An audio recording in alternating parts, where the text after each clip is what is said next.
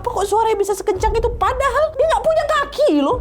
Tapi dia melata kan, Wak. Suaranya macam suara napak. Di situ Pak Dadang nggak sempat mikir kenapa bisa kayak gitu.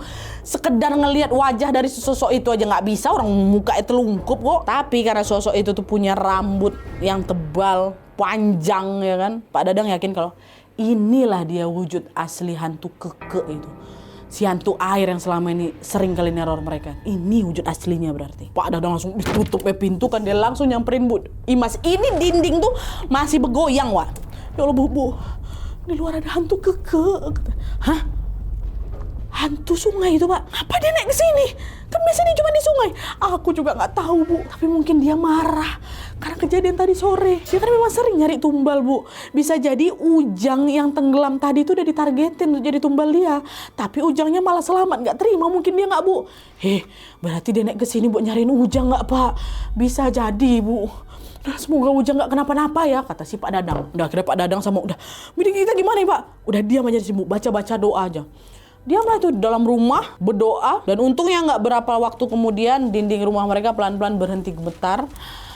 Sosok atau suara langkah kaki yang tadi menggema pun itu udah mulai terdengar macam menjauh.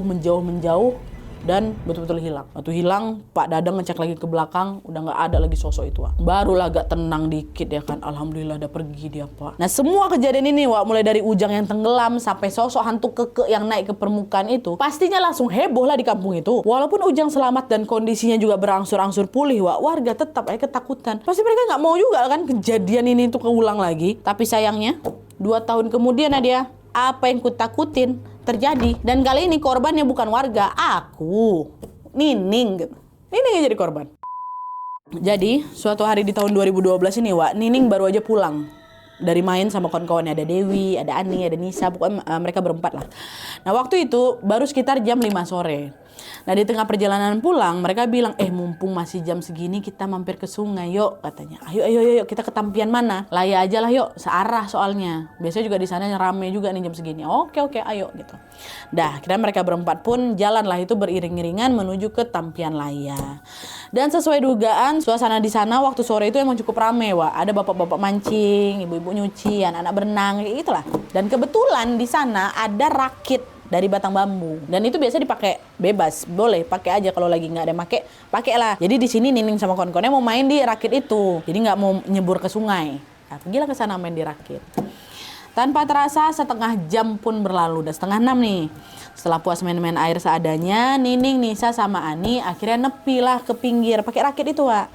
Sementara si Dewi masih duduk-duduk di rakit. Posisinya juga si rakit ini nggak begitu jauh dari tepi sungai, Wak, ya. Ini mereka udah keluar dari sungai. Dewi masih duduk di rakit. Terus nggak lama kemudian, waktu Nining, Nisa sama si Ani ini baru aja nginjain kaki di daratan, tiba-tiba mereka dengar ada suara orang lompat dalam sungai, buar gitu kan. Mereka toleh ke belakang.